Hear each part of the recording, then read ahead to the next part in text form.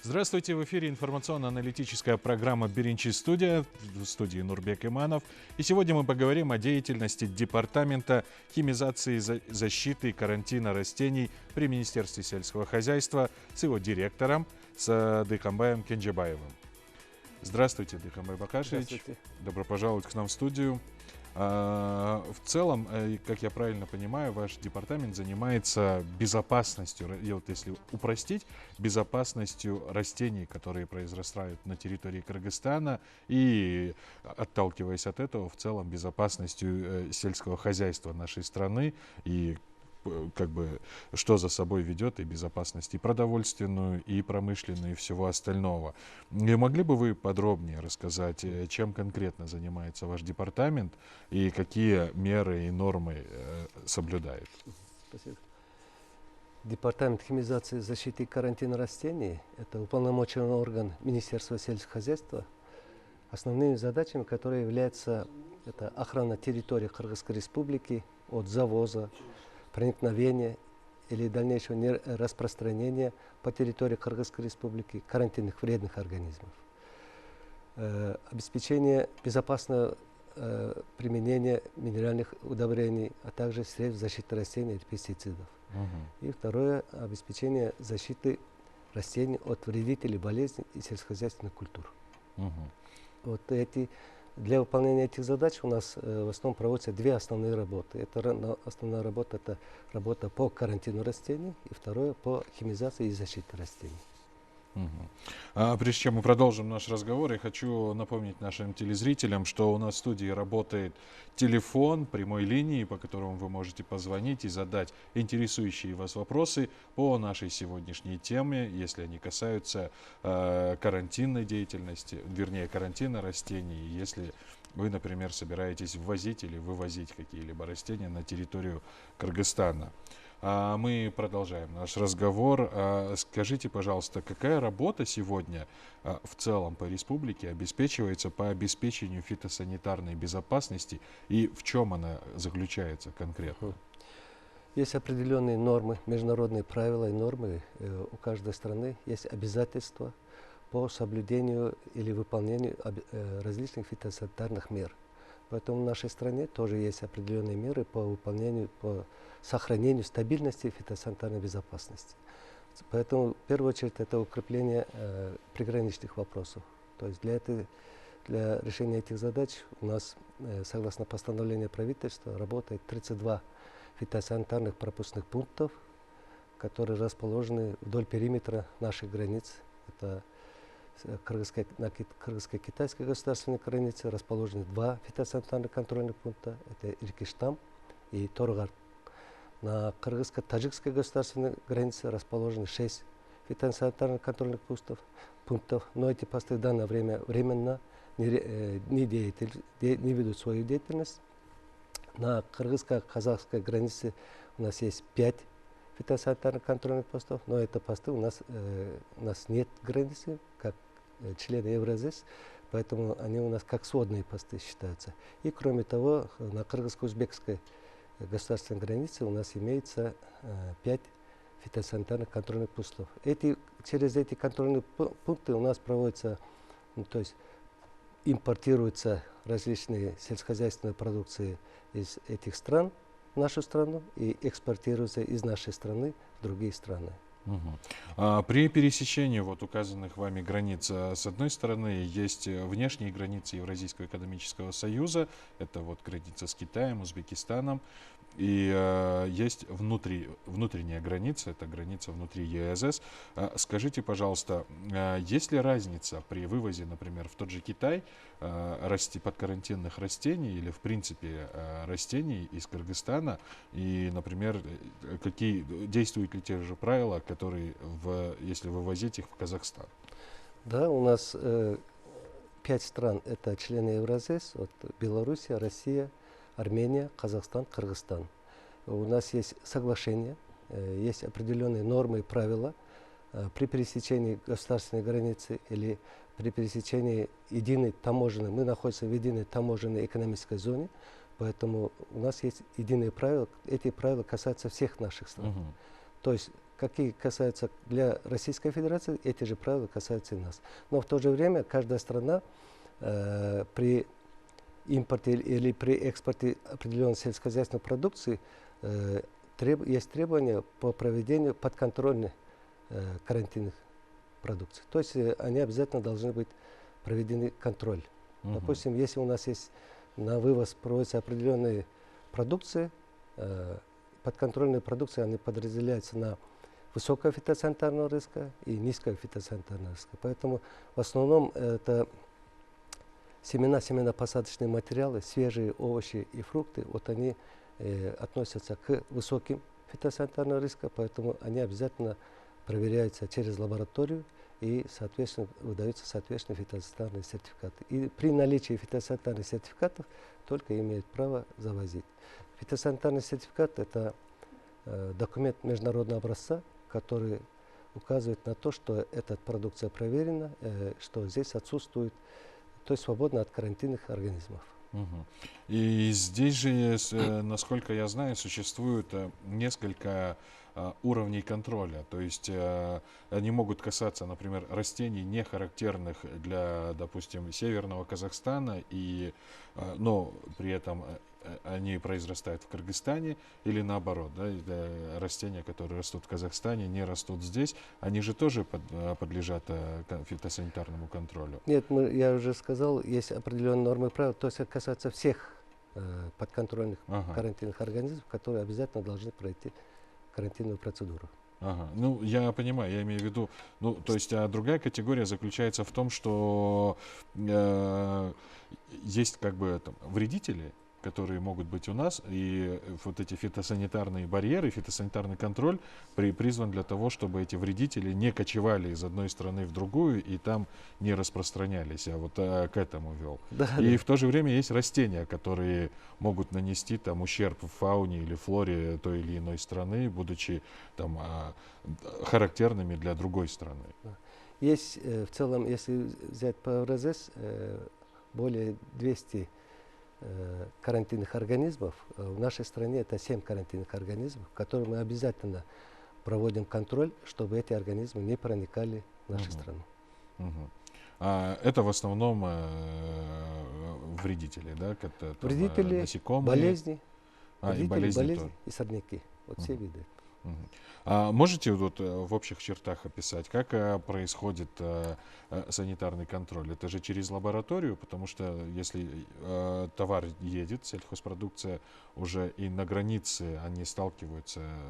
Ну, это же просто большой объем продукции всегда. И невозможно, наверное, проверить каждое. И вот как устроен вот этот фитосанитарный контроль? Я уже сказал, есть определенные процедуры, значит, подконтрольная партия, которая вывозится или завозится, оно, если, допустим, ввозится к нам в страну, заранее дают заявку, что с такой-то стороны должна возиться такая-то продукция. Ну, допустим, яблоки, да? Возьмем яблоки или саженцы, допустим, саженцы из Европы или из других стран. И вот когда у нас поступает заявление, из какой страны, они изучаются, и после этого им дается разрешение, что откуда она завозится, это чистая зона, где нет карантинных организмов, которые присутствуют у нас. Или, допустим, от нас вывозится продукция, это яблоки, абрикосы, допустим. Они тоже, это являются у нас свежие овощи и фрукты, которые тоже имеют высокий фитосанитарный риск, но в то же время они являются скоропортящими продукциями. Поэтому у них свои процедуры. Обязательное лабораторное обследование, и после лабораторных обследований, после результатов исследований, лабораторных исследований, им выдается фитосанитарный сертификат. Вы уж простите, что я так подробно расспрашиваю, ну, чтобы было понятно, да, нам и нашим телезрителям. И здесь получается, что вот тот контрольная партия, о которой вы сказали, она направляется в лабораторию, там проводятся исследования, они выдают сертификат. И из ваших слов я сделал такой вывод, что существует еще и контроль за происхождением этой продукции. Ну, например, за местом или теплицей, или садом, где эта продукция Обязательно. растет, чтобы проверить на наличие этих вредителей там. И вот в совокупности потом выдаются сертификаты безопасности. При подаче заявки, значит, это дается заявка, откуда оно выращено, где выращено, какая партия идет и на каком виде транспорта. И есть определенные требования, что каждый товар должен быть маркирован. И кроме того, у нас должны быть маркированы упаковочные материалы, крепежные материалы тоже упакованы. Все эти требования должны исполняться. То есть это такой многоступенчатый процесс, и он да. нужен для того, чтобы, как мы вначале указали, для того, чтобы обезопасить и сельское хозяйство каждой из стран, и, в принципе, это и влияет на здоровье на нас тоже, различного рода вредителей, которые могут присутствовать. Ну, в основном это как мы сказали, фитосанитарная безопасность соблюдается для того, чтобы не распространялись определенные болезни, которые у нас отсутствуют. Но здесь же еще безопасность вот этой всей продукции еще и зависит от того, какими удобрениями, какими пестицидами, инсектицидами пользовались при выращивании этой продукции. И надзор за этой стороной безопасности тоже ведется вашим департаментом. Да, у нас есть 5 лабораторий по карантину растений, которые у нас оборудованы согласно требованиям Евразес. И 2 лаборатории, специальные контрольно-токсикологические лаборатории. Карантинные лаборатории, они в основном определяют те мероприятия, которые необходимы при импорте и экспорте. Это 6 номера, это проводится гербология, микология, по бактериология, вирусология. То есть все болезни определяются в этой момент. А лаборатории по специализированной контрольно-токсикологической лаборатории, там немного другая. Там в основном определяет качество поступающих минеральных удобрений, определяет качество средств защиты растений, это пестициды, гербициды и так далее, и в то же время определяет остаточное количество пестицидов в воде, в почве и в растениях. Вот по таким направлениям у нас работает лаборатория.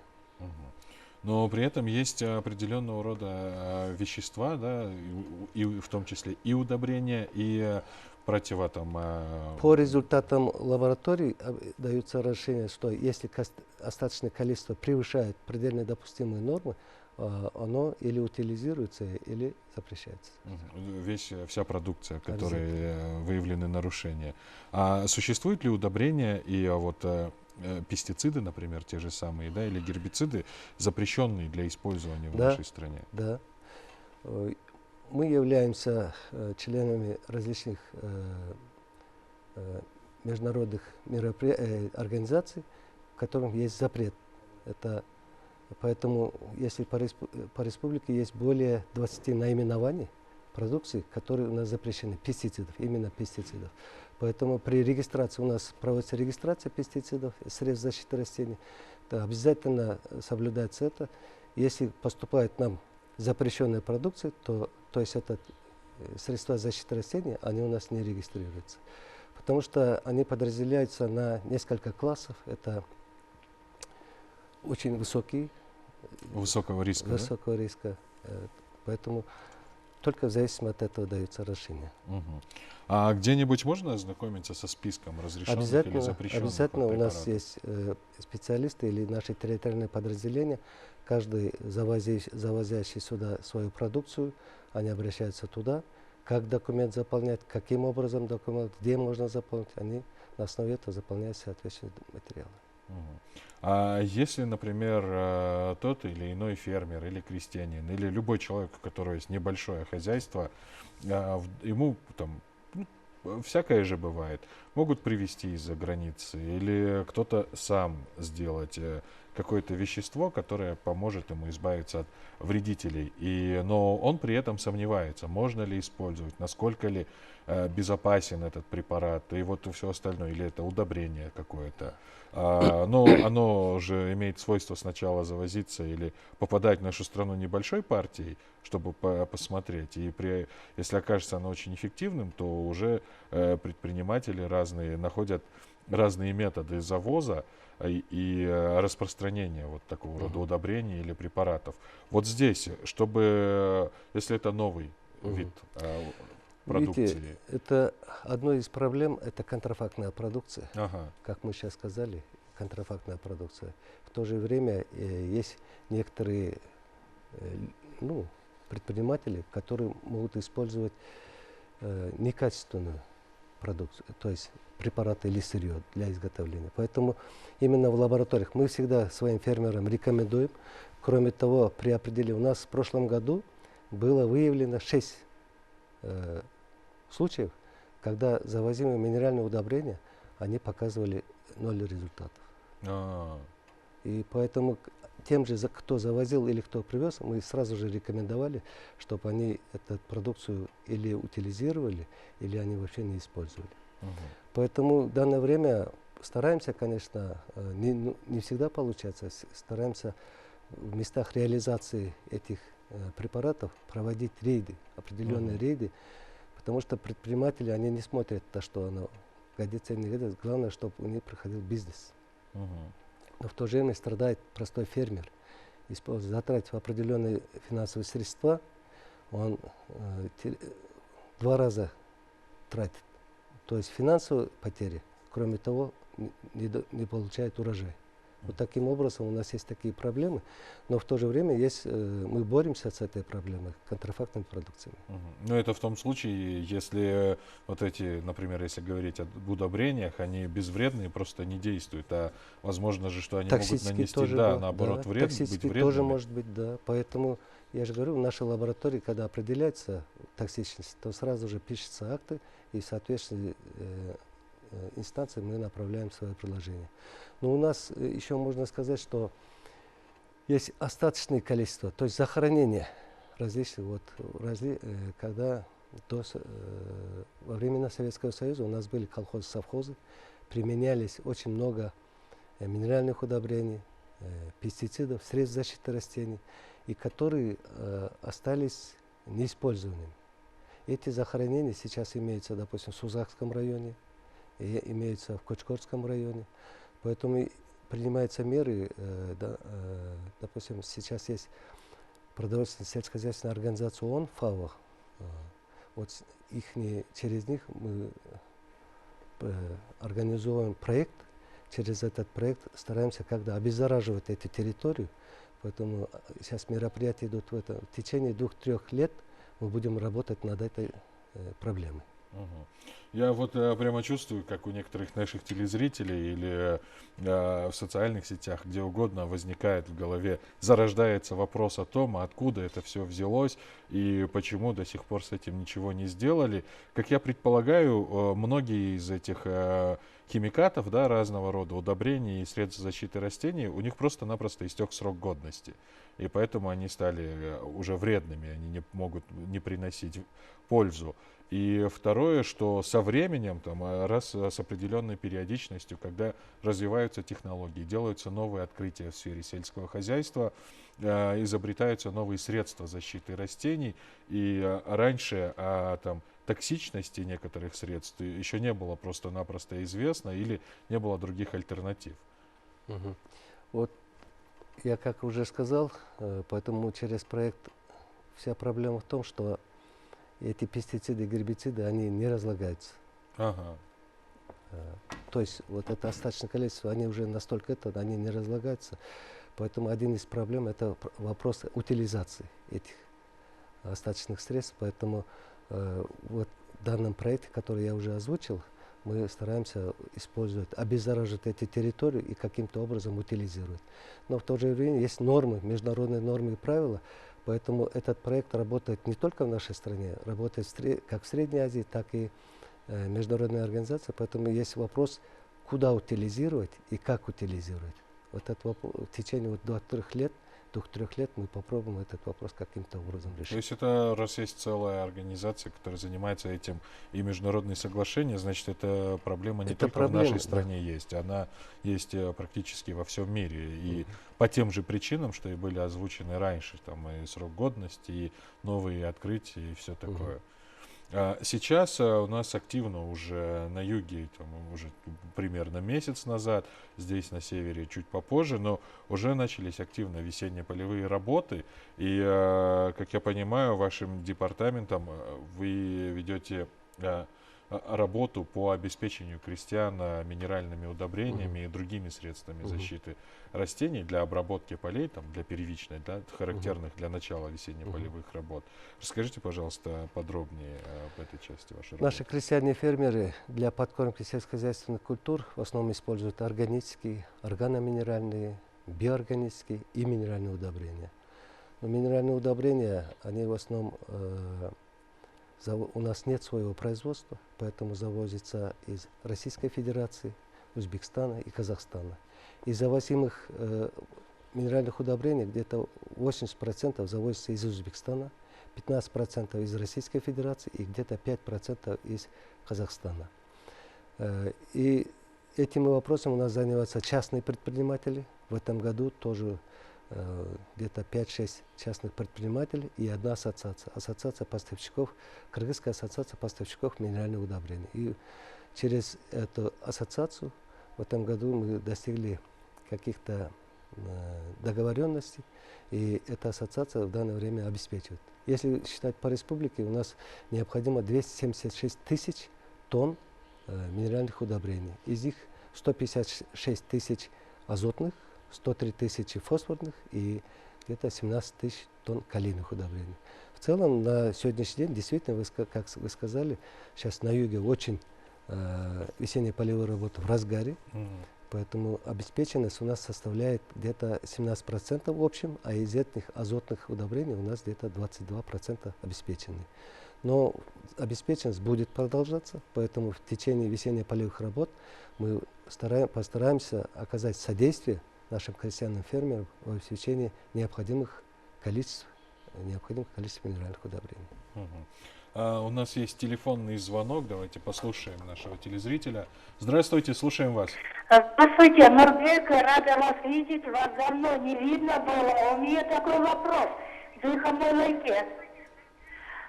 Почему агрохимия магазины продают очень дорого вот эти разные химикаты? А потом другой вопрос.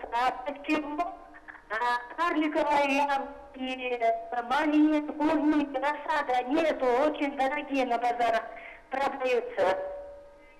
Спасибо. Спасибо большое за ваш вопрос. Если я правильно понял, здесь вопрос у нашей телезрительницы, уважаемой, возник по поводу цены на минеральные удобрения и на саженцы плодовых и фруктовых растений. Деревьев. Цены и в то же время, если два вопроса было задано, это Агрохим. Почему в магазинах Агрохим? Это компания, которая завозит средства защиты растений и органические, органоминеральные удобрения. Поэтому почему у них в магазинах продаются плохо было расширено или с просроченным сроком, видимо, такая была задача, поставлена задача. Я для себя отметил этот вопрос. Если мы направим сюда специалистов, если будут какие-то мы можем ответить ей. В то же время второй вопрос касается цены. К сожалению, мы ценовыми вопросами не можем заниматься, потому что этим вопросом занимаются частные предприниматели, которые рассчитывают все логистики свои расчеты. Здесь цены диктует рынок. Только рынок, да. Мы не можем здесь. А вот если к первой части вопроса про минеральные удобрения, там тоже ценовыми вопросами занимаются сами предприниматели. Нет, в основном? Да. Или там есть какие-то для фермеров возможности получить эти удобрения по сниженной цене? Вот в этом году, как мы сказали, у нас была возможность, эта ассоциация завозила по сниженным ценам. Если сравнить с прошлым годом, вот, допустим, аммиачная селитра в данное время реализуется от 28 до 32 сомов. А в прошлом году оно более 40 сомов стоило, 1 килограмм. Допустим, 1 килограмм аммиачной селитры в Лелекском районе в данное время стоит 32 сома. В прошлом году там, в Лелекском районе Баткенской области, 1 килограмм аммиачной селитры стоил 46 сом. Разница большая. Поэтому, когда человек, Кыргызская ассоциация поставщиков минеральных удобрений завозит, мы можем контролировать, то есть способствовать стабильному, держать цену. Здесь, если говорить вот о средствах по защите растений, да, и об удобрениях тоже. Сейчас у нас в стране ведутся разговоры, и уже несколько лет отдельные хозяйства ведут органическое сельское хозяйство. И чтобы вот вести его более успешно, все равно же вредители, они существуют, и с ними надо как-то бороться. Какие меры по борьбе с вредителями и по удобрению почвы, по обогащению почвы предлагаются, например, ну или рекомендуются, да, вашим департаментом, чтобы не использовать различного рода химикаты и использовать более, если можно так сказать, естественные процессы, которые происходят в природе, чтобы вот успешно вести органическое сельское хозяйство? Видите, многие фермеры, они привыкли именно давать минеральные удобрения, подкармливать сельскохозяйственные растения минеральными удобрениями и протравливать определенными средствами. Поэтому мы своим фермам обязательно рекомендуем применять интегрированную защиту растений, потому что можно как химическими, так и органическими организмами бороться с вредителями, болезнями сельскохозяйственных культур. Поэтому в данное время у нас в Кыргызской республике направление идет по укреплению органического сельского хозяйства. У нас создан Министерство сельского хозяйства, есть отдельный департамент органического сельского хозяйства, который ведет в этом направлении. Тем более у нас президентом у нас есть направление по, как говорится, укреплению зеленой экономики. Поэтому мы всегда своим крестьянам, фермерам обязательно тоже рекомендуем, хотя мы помогаем в борьбе с вредительными болезнями как говорится, химическими препаратами, но в то же время мы им рекомендуем больше применять органические удобрения, органоминеральные удобрения, потому что они на данное время именно сопутствуют увеличению урожайности и менее безопасны для нашего здоровья. А можете вот чуть-чуть поподробнее рассказать, что это за препараты, вот, которые считаются органическими, и как именно их применяют фермеры? Просто вот, на мой взгляд, обывателя, да, я никогда сельским хозяйством не занимался, но мне казалось, что есть, например, естественные враги тех или иных вредителей. То есть, если говорить там о садовой тле, то его естественным врагом, насколько я знаю, является такое насекомое, которое называется божья коровка. И там где-то наловить много божьих коровок и пустить к себе в сад, это позволит бороться с тлей? Ну, вот, я, конечно, немножко утрирую, упрощаю, но ну, чтобы было понятнее. Да, позволит, но у нас в данное время она недостаточно. У нас недостаточно объема производства этих биологических организмов, поэтому недостаточно бороться, наверное, будем бороться. Вот вы сказали про божьи коровки, в то же время есть такой златоглазка называется, который борется тоже, опять же, тлями или другими вредителями для сельскохозяйственных культур. Очень эффективный метод, но в то же время оно в очень малом количестве. Поэтому надо только больше развивать, их побольше развивать. А кроме того, как мы сказали, есть органоминеральное удобрение или биоорганическое удобрение, которое у нас применяется подкормка, как листовая подкормка, так и корневая подкормка. То есть оно независимо от, допустим, погоды, оно будет применяться, и оно дает эффект больше. Больше эффекта дает повышение урожайности. А вот так называемый биогумус, о котором очень много говорят, там уже долгое время, это что он из себя представляет? Это смесь, я так полагаю, естественных там листьев, отходов сельского хозяйства, от животноводства, да, и еще чего-то, которые нужно там настаивать и все остальное. И насколько это полезно и как активно у нас это применяется? Самым хорошим удобрением органическим удобрением считается навоз. Но, к сожалению, из-за того, что мало, как говорится, вырабатывается навоза, то есть мы сейчас многие не применяют это. Это Нарынская область больше применяет, а многие не применяют. Поэтому рекомендуется вот органоминеральное или органическое удобрение, как мы сказали. И как вы сказали, гумус или компост, который можно приготовить своими силами тоже. Это из растительных остатков. У нас, вы слышали, дождевой червь есть, выработка дождевого червя. Это все, их переработка улучшает структуру почвы, улучшает гумус. Поэтому в конечном итоге он улучшает, повышает урожайность сельскохозяйственной культуры. А мне говорят, что у нас есть еще один телефонный звонок. Давайте послушаем нашего зрителя. Здравствуйте. Алло, здравствуйте. Да, можете говорить. Сделайте, пожалуйста, звук на телевизоре потише. Алло, здравствуйте. Да, можете говорить. Мы слушаем вас, задавайте вопрос. Да, я как раз дождался, когда вы заговорили насчет биогумуса. Да, это дело как-то притворялось в жизнь в Иссыкульской области. Потом как-то его забросили, там какие-то конкуренты появлялись, вот этим делом занималась Иссыкульская там агрохим-сервис, такой вот служба была. Вот его бы восстановить. Действительно, биогумус, она... Да, к сожалению, прервался звонок, но суть, мне кажется, но я могу ясна. ответить, я могу ответить правильно, потому что раньше департамент агрохимии проводили работы как химические, так и органические работы.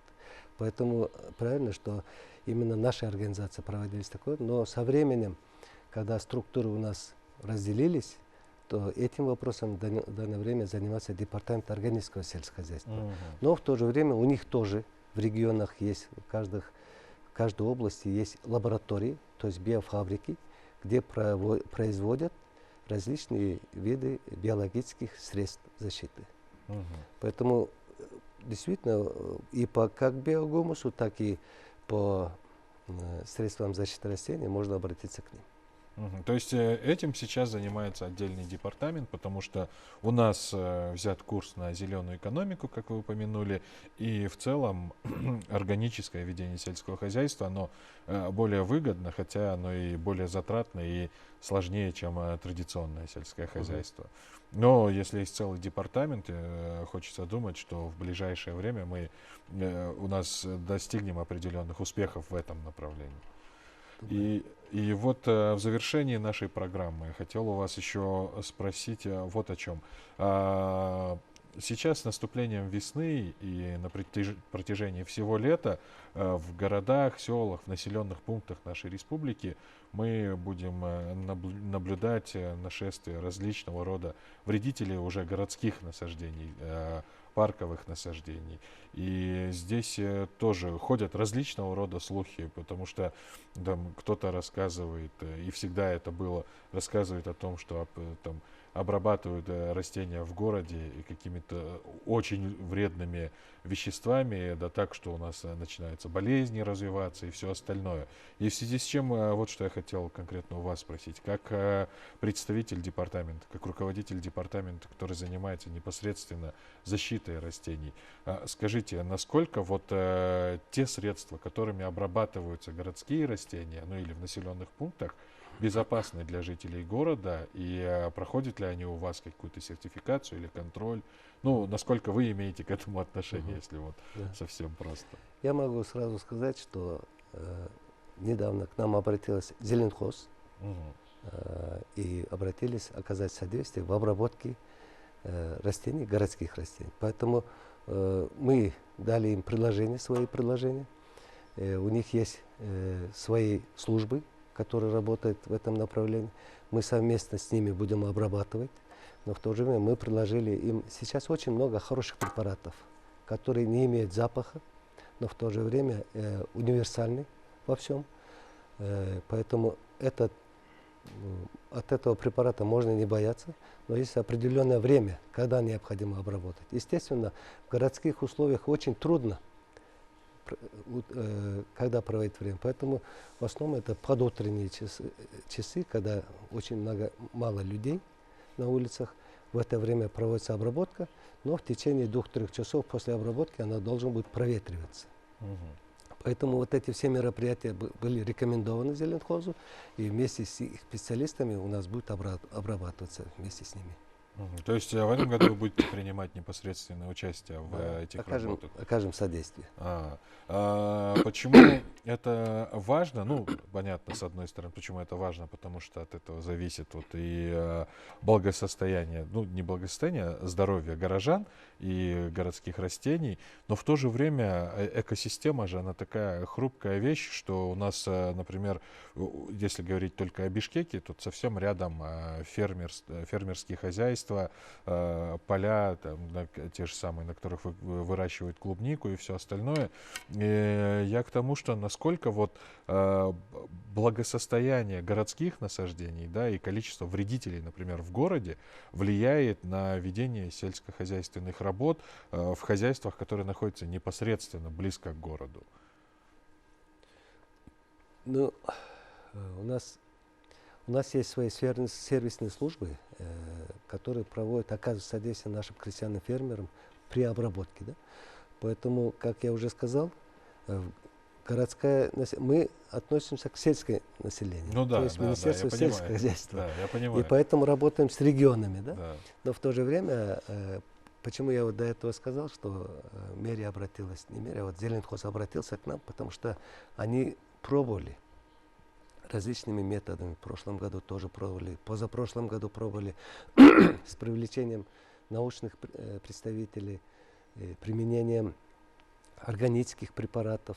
Но оно какого-то эффекта своего не дало, поэтому они, когда обратились в этом году к нам, мы дали свои рекомендации и сказали, что наши специалисты будут проводить в определенное время и так же. Естественно, если этих вредных организмов будет скапливаться больше, оно, естественно, будет распространяться.